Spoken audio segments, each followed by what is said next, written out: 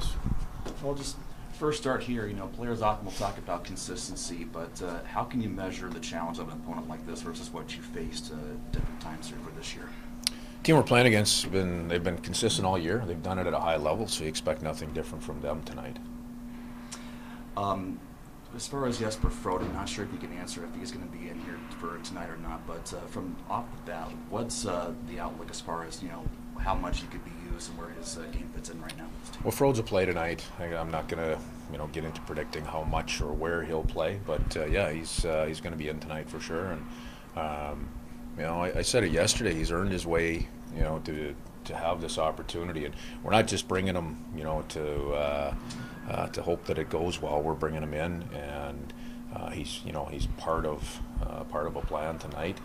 He's got a job to do. He's confident in his abilities and his readiness to jump in and do it, and we feel the same way. I think about when Tolvanen first went in, you put him with skilled players, right? Is there value with a guy who has been producing in the way that Frode has been producing, putting him with skilled player? Well, I guess putting him up the lineup, I should say, as opposed to more like a defensive or a checking role. Well, I look at Frode's. He's talked about his goal scoring ability and obviously what he's done in Coachella this year. And being at the top of the league there, so we know that he has that ability. He's very good at finding those areas, finding those spots, and being able to finish. But he's a smart, competitive player. That can play in different roles up and down the lineup.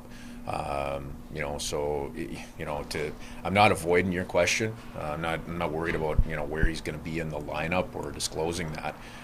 It's just he's a guy that can go up and down the lineup, and he might do that tonight. We'll see how things go at the start of the hockey game and as we progress through the game tonight. Dave, you touched a bit on the team's resiliency yesterday. How much of an advantage is it to have a group like this that hasn't let anything really snowball out of control at this point? Well, it's got to become part of the fabric. We feel that it is, and every night you have to go out and continue to hold that bar. We were below the bar the other night. We know that. You have to bounce back and make sure you're at the bar tonight, or against a good team. You can't try to do too much. You got to just do the things that you're really good at and be confident in that and go play that way. It looks like the team just placed Chris Drieger on waivers. What can you tell us about the thought process behind the move? Is that just trying to get him more games and get up to game speed? Well, that's part of the process. That's the step in the process that Driegs is at. He's worked really hard through his rehab here. He's done everything that he can do without getting into games. Speaking of waivers and Tolvanen, you picked him up on waivers.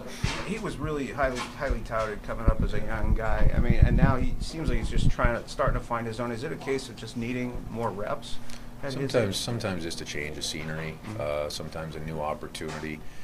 There's no magic formula as to what sparks a successful run like Tolvi has had here, the turnaround that he's had. But you got to remember, he was here for a couple of weeks before he went in the lineup.